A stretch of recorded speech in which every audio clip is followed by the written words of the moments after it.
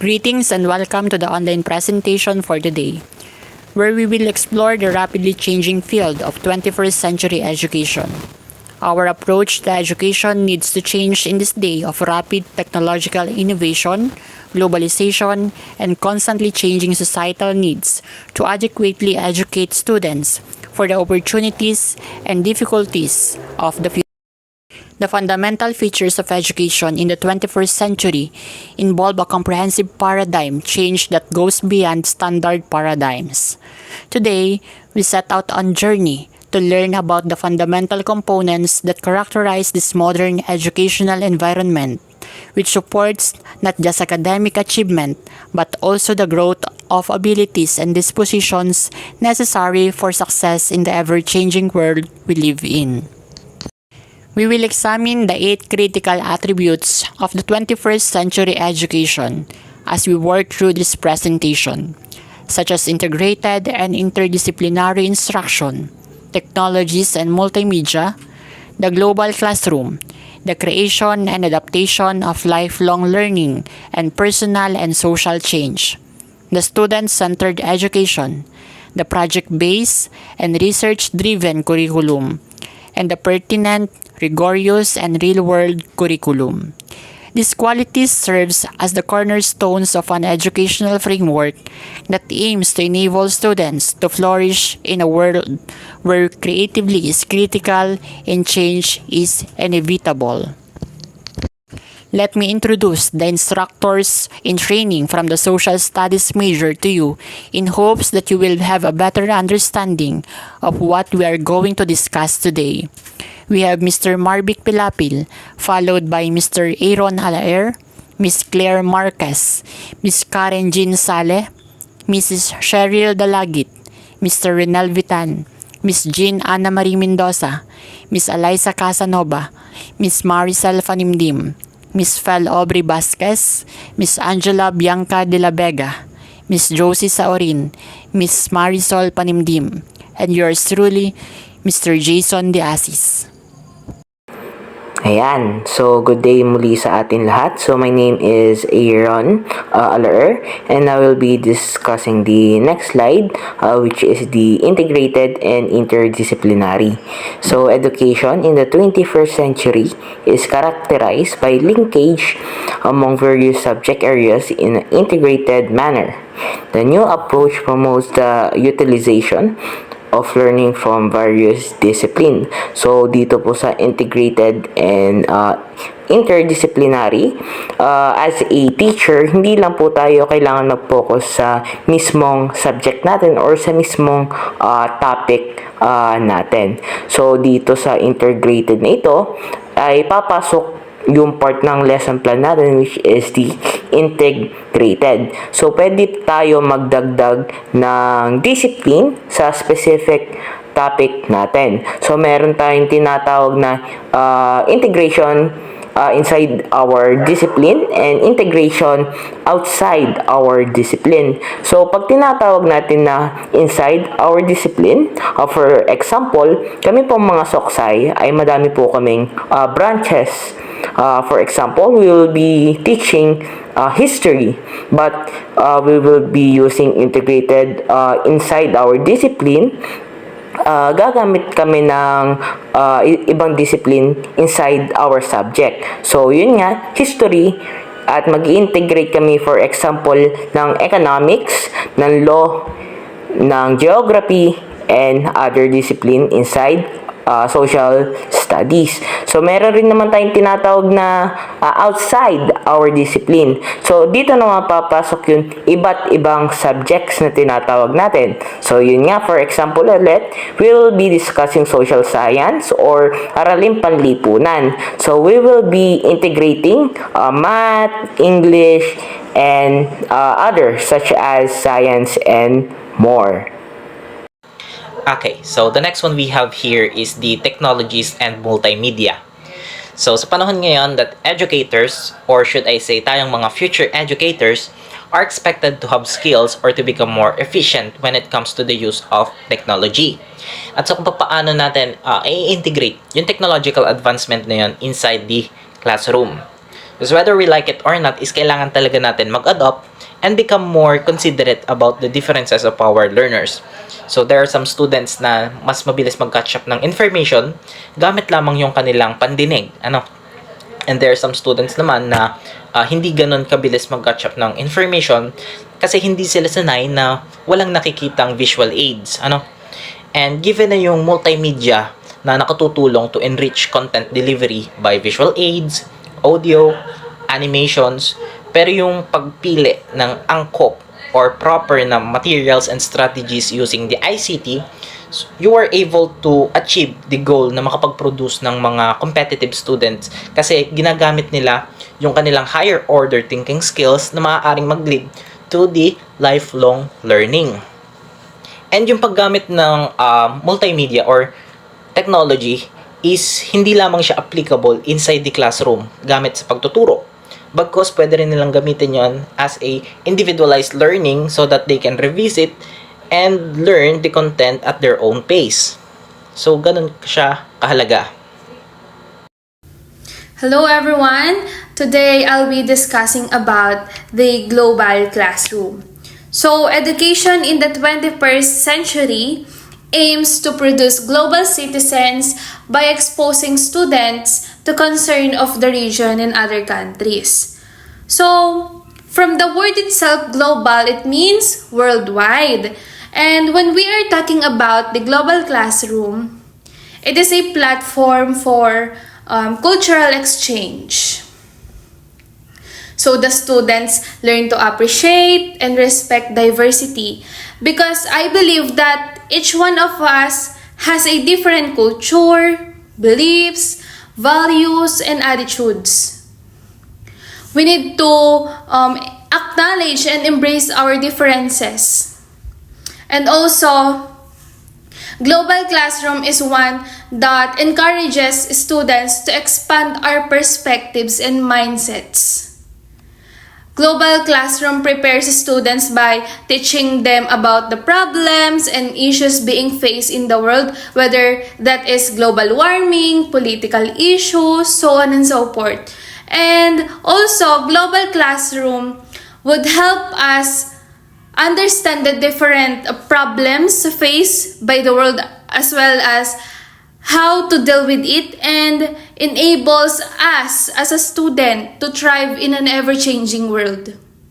And also, additionally, global classroom is one that allows as a student to thrive by developing them as individual people, not just as academics, but also for being a globally competitive students. So that is what we are talking about global classroom. So thank you so much for listening. Good day, future educator! Today, I will discuss the creating and adapting to constant personal and social change and lifelong learning. Education in the 21st century subscribe to the belief that learning does not happen inside the school and during one schooling year. It also involved community-based learning that engages students in real-world experience outside the traditional classroom setting. This kind of approach builds and emphasizes hands-on learning, collaboration, and connecting academic concepts with practical application in the community. One of the best examples is our dear ICCN education student who volunteered and joined to one of the program today, and that is the Munting Paaralan. It is a community-based program that aims to share knowledge and positive impact on the community. Volunteering as a teacher for the young men today can be a fulfilling and rewarding experience that allowing to make a positive impact on the life of others through education that could be a lifelong learning. In the 21st century, education has shifted towards a student-centered approach where the focus is on meeting the unique learning needs of each individual student. This approach recognizes that students come from diverse backgrounds, possess different abilities, learning styles, interests, and levels of prior knowledge. Differentiated instruction is a key strategy used in 21st century classrooms to accommodate this diversity and ensure that all students have opportunities to succeed. In a student-centered approach, education is not one size fits all. Instead, it acknowledges that students learn at different paces and through different methods. Teachers strive to understand each student's strengths, weaknesses, interests, and prior knowledge to develop personalized learning paths for them. For example, a student who excels in math but struggles with reading may receive different types of support and enrichment in each subject. So another example, a student who struggles with reading comprehension may receive additional support through small group instruction or audiobooks, while a student who excels in writing may be given more challenging assignments or opportunities for creative expression. One of the key strategies in student-centered learning is differentiated instruction. It involves adjusting teaching methods, materials, and assessment techniques to accommodate the diverse needs of students. For example, in a language art class, students might be given different reading assignments based on the reading levels, or they might work on different writing tasks that cater to their needs. Another example, in a middle school science class studying the water cycle, a teacher might differentiate instruction by offering various activities to accommodate different learning styles. Visual learning might create diagrams or posters illustrating the water cycle. Kinesthetic learners might engage in a hands-on experiment, and auditory learners might participate in a discussion or watch a video explanation. When it comes to student-centered classrooms, they are dynamic and flexible, allowing for various learning activities and modalities. Teachers create opportunities for students to collaborate, explore, and express themselves in ways that resonates with them. So this might involve using technology, hands-on activities, discussions, group work, or project-based learning.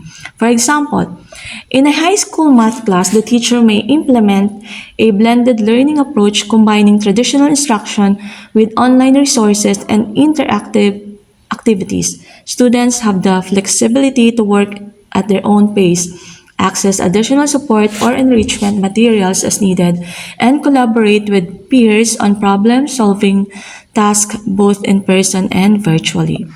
Students are actively involved in their learning process in student-centered environments. They have a voice in determining what and how they learn, allowing them to take ownership of their education. Teachers provide options and opportunities for students to make choices about topics, projects, assignments, and learning activities.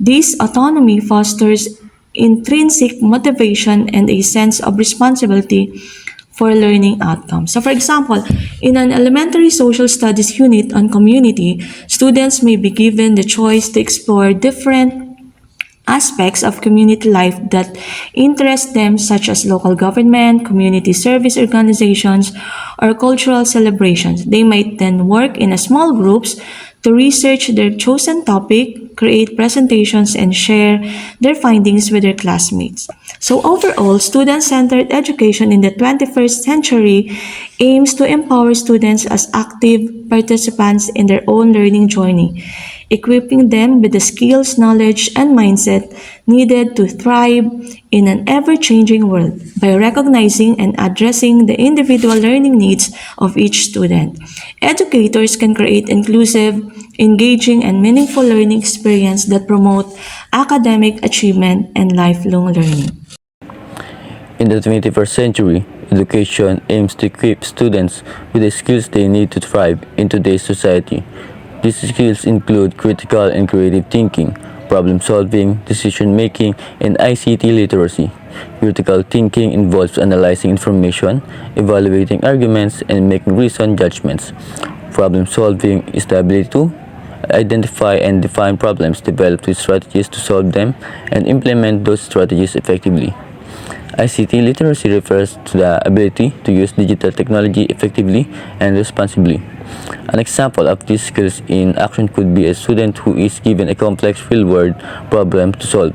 They would need to critically analyze the problem, think creatively to generate possible solutions, use ICT tools to gather relevant information, and make a well-informed decision on the best course of action. So next is the project-based and research-driven. It relies heavily on student-driven activities to encourage active learning. This implies that teachers of the 21st century need to be knowledgeable about research to guide their students' learning through self-directed activities. So, the development of technology equipment in the 21st century has led to a rise in societal change. To help up with these changes, educational institutions have improved their academic programs, one of the essential elements of the 21st century. Education that schools, universities, colleges, and even educational instructions of all sizes must offer to students is one that is project-based and research-driven. So what is project-based? Project-based learning refers to a style of teaching where students work on projects that relate world scenarios and gain experience, developing their own knowledge and abilities. One teaching strategy called project-based learning allows students to gain knowledge over a longer period of time by having them investigate, respond to authentic, engaging, and complex problems and challenges. This approach goes beyond simply assigning homework and completing it. Rather, it fosters deeper understanding by requiring students to remain focused on attention to the projects while they are actively working on them. So, using a project-based approach, itong project-based learning, the curriculum incorporates technology and a real-world context that helps students become critical thinkers, independent workers, and also a lifelong learners. Sinasabi din na ang project-based learning ay closely linked to technology used and can offer new meaning and relevance to the educational process. And on the other hand, research can be defined as the systematic investigation to establish facts, principles, or to gather and collect information on a subject that is simply describing or carrying out an investigation towards a problem or subject. Thus, research-driven means the ability of a person to pursue and carry out investigation with enthusiasm and keep interest. Relevant, rigorous, and the real world. Education in 21st century is meaningful because it rooted in real-life day-to-day activities of learners. So in other terms, the relevant, rigorous, and real-world approach can be described as a education or knowledge that is directly applicable to practical situation. In the 21st century is closely linked to students' everyday experiences and activities. For example, integrating technology into the curriculum mirrors how digital tools are used in many facets of our life. This method not only increases students' engagement during the learning process, but it also gets them ready for the technological demands of everyday life and the workplace. So the 21st century educational experience is made more meaningful by the applicability of these skills to the modern life. Yon. So, dumako naman tayo sa next part ng lesson natin, which is all about literacy. Or let's say, teaching literacy. Our content page will be first, the phonemic awareness. The second one is decoding. The third one is fluency. The fourth one is the vocabulary. The fifth one is the comprehension. So, unang-una, paano nga ba maging isang proficient reader? Or let's say proficient reader na isang estudyante or a normal person. So, yun nga, unang-una, kailangan mo maging phonemic or to have a phonemic awareness. Nabasa mo pa lang or narinig mo na ang specific na word, alam mo na ito. Next naman ay ang decoding. So, decoding is, kumbaga, mare-recognize mo na ang isang word. So, parang kapares lang siya ng phonemic awareness. Next one is the fluency. Yung fluency mo magbigkas, fluency mo magsulat, or yun nga, fluent mo makipag-communicate or makipag-usap sa ibang tao. Next naman ay comprehension. So, unang-una, hindi lang kailangan magaling ka magbasa. Kailangan rin dito, pag magaling ka magbasa, ay syempre, magaling kang umintindi or yun nga mismo, comprehension. Kailangan magaling kang magbasa, pero dapat alam mo rin ang iyong binabasa. And lastly is the vocabulary. Ito naman yung content or let's say the amount of words na dapat mong sauluhin at matandaan para maging isang proficient reader. So when we say phonemic awareness, it is a critical aspect of language comprehension and literacy. Also, it refers to an individual's ability to recognize and manipulate the individual sounds. Also, phonemic awareness is purely auditory and does not involve the recognition or understanding of printed words or letters. These skills is absolutely essential to the process of learning to read in any language that utilize an alphabetical writing systems.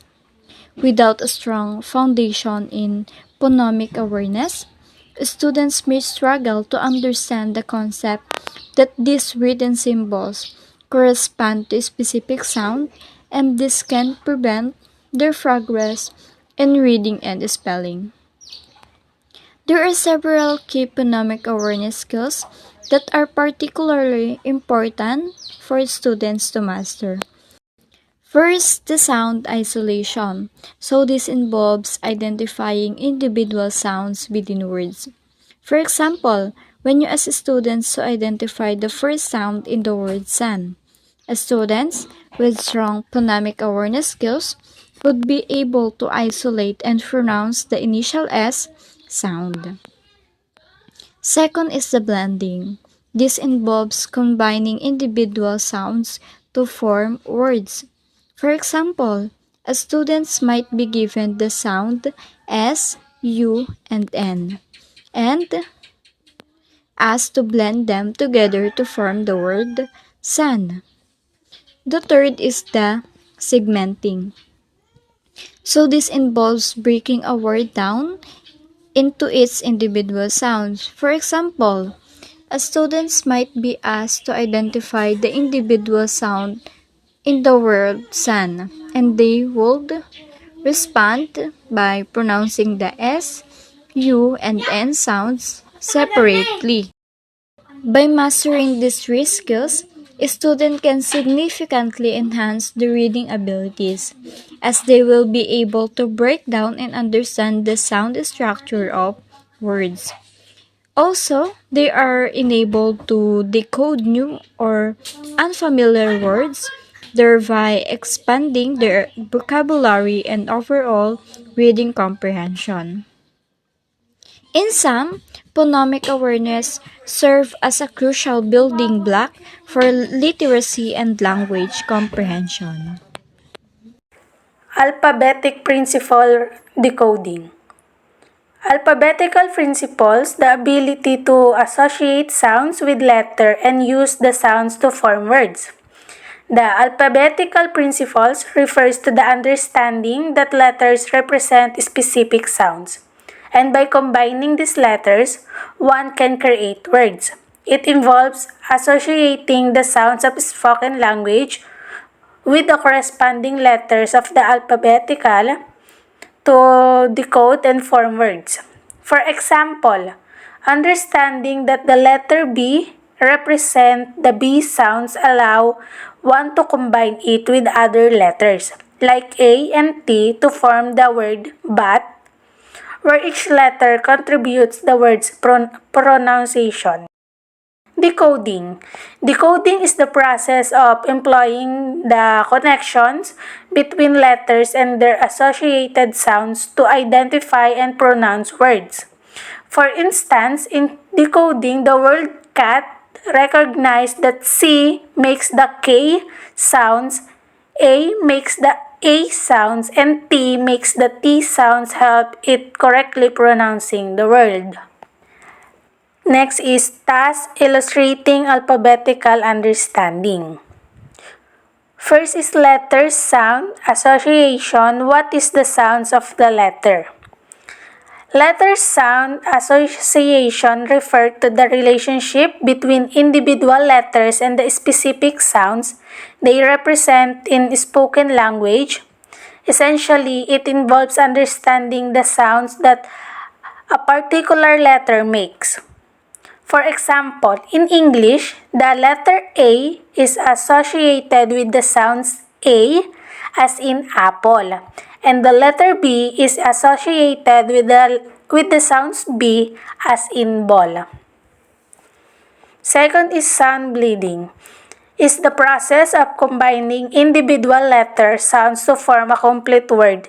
In the example, man, sounds blending would involve smoothly merging the sounds of M, A, and N to pronounce the word man. It's a fundamental skill in early literacy, helping individuals to decode and read words by blending their constituent sounds. Next is segmenting, is the process of breaking down a word into its individual sounds. For instance, if asked to segment the word cat, you would identify the individual sounds as K, A, and T. This skill is crucial in early literacy as it helps learners understand the structure of words. So the fourth one is manipulating letter. It is the sound correspondences in words. What word would you have if you change the N in nap to L? When you change a letter in a word to make a new word, you're swapping out one piece to create something different. So if you replace the N sound in nap with the L sound, you'd get the word lap. Next is reading pseudo words. What is this word MIP? Reading pseudo words means looking at made-up or nonsense words and trying to pronounce them. For example, the word MIP doesn't exist in English, but if you sound it out, you'd say MIP. So it's often used in reading assessments to test someone's ability to decode and pronounce unfamiliar words. Last is word identification. What is this word map? Word identification refers to the process of recognizing and understanding the meaning of a particular word. In this case, the word map refers to a visual representation of an area, typically drawn to scale, showing geographical features, roads, and other elements. So, for example, a map of a city might include streets, landmarks, and parks to help people navigate and understand the layout of the area. So next is the skills that children should demonstrate at the end of kindergarten. So these are the letter sound correspondence knowledge, decoding, and sight word reading. So first is the letter sound correspondence knowledge. So it identifies the letter when someone produces the corresponding sound. Says the most common sound associated with individual letters. So the letter sound correspondence knowledge refers to understanding the relationship between letters and the sounds they represent in spoken language.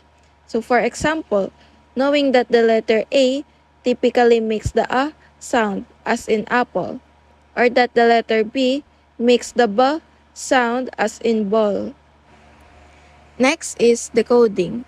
It blends the sounds of individual letters to read one syllable, short vowel, decodable words.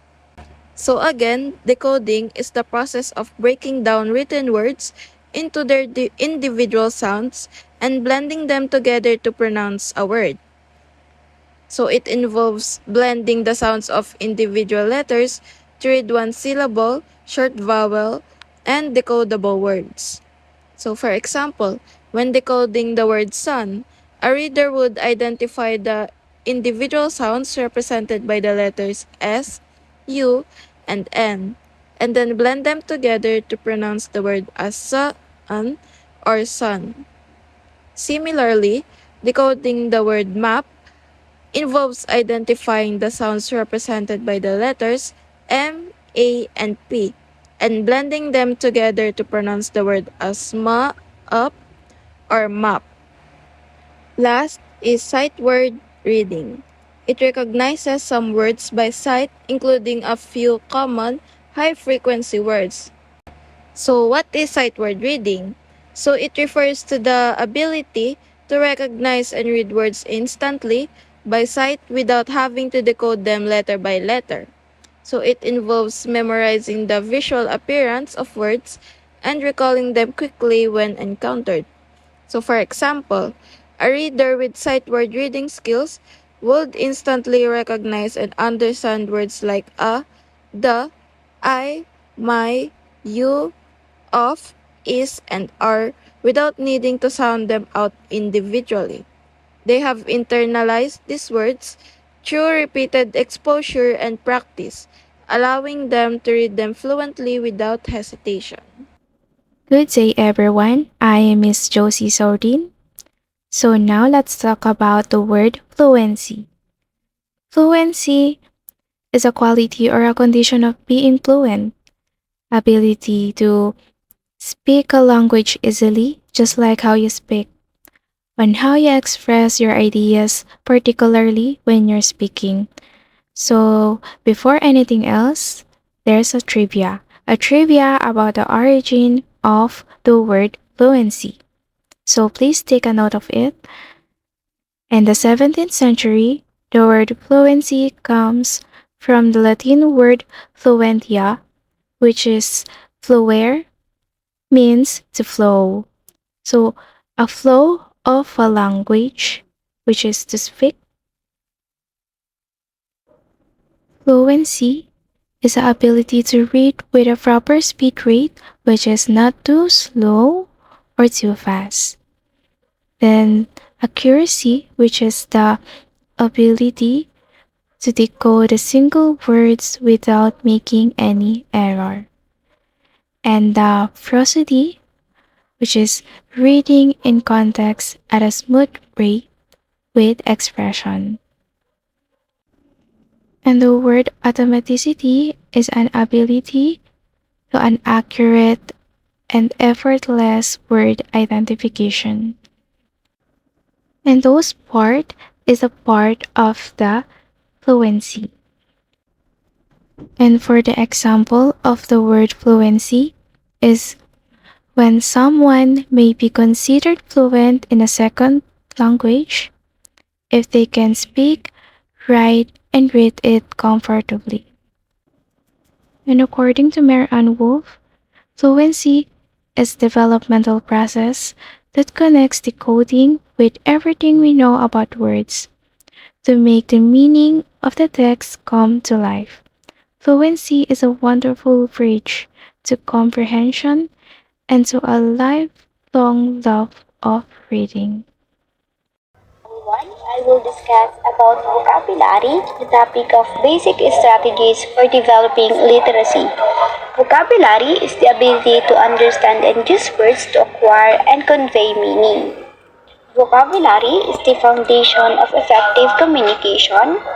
Words are the building blocks of language, and a robust vocabulary enable individuals to articulate their thoughts and ideas accurately.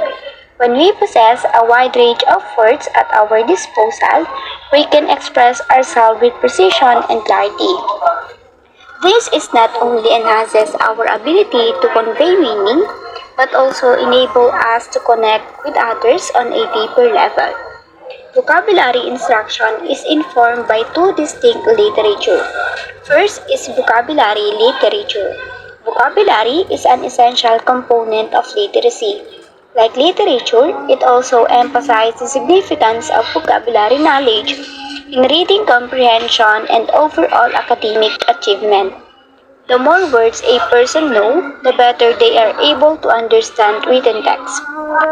Second is storybook literature. It provides an engaging and interactive platform for children to encounter new words and expand their vocabulary.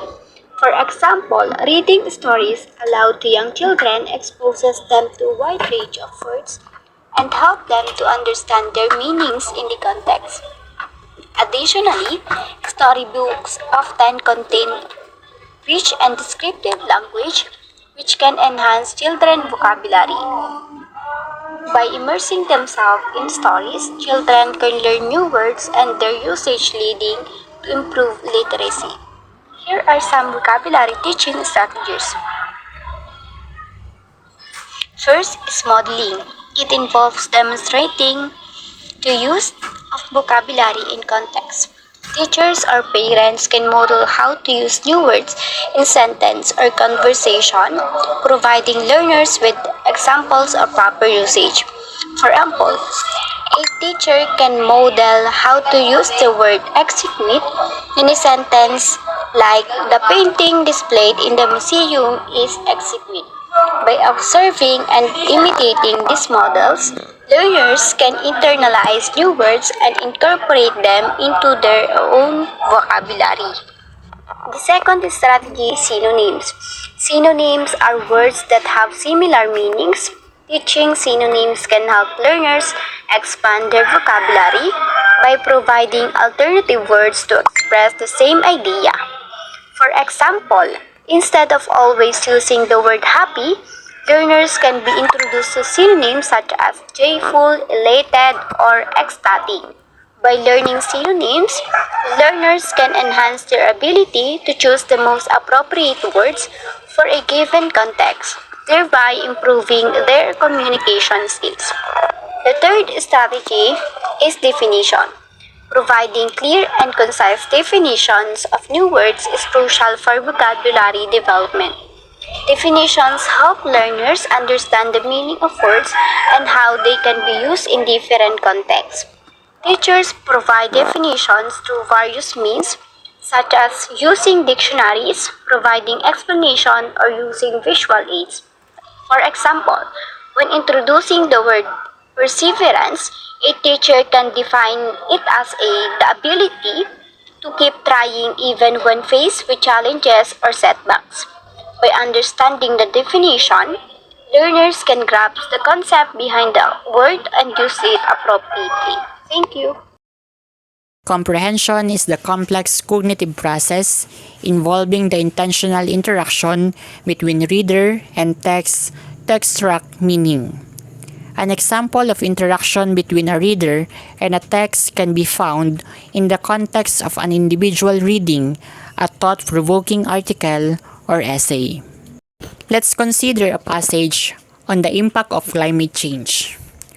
On text excerpt, as global temperatures continue to rise, the consequences of climate change become more apparent. Melting ice caps, extreme weather events, and rising sea levels are not just distant threats but urgent realities demanding our attention and action. In part of readers' internal dialogue.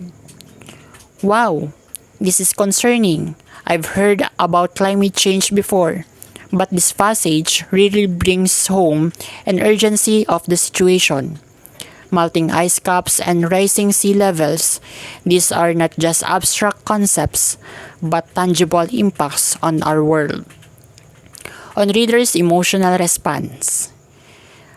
I feel a sense of responsibility to do something about this. The text has successfully conveyed the severity of the issue, and I'm motivated to learn about how I can contribute to addressing climate change. On readers' critical thinking.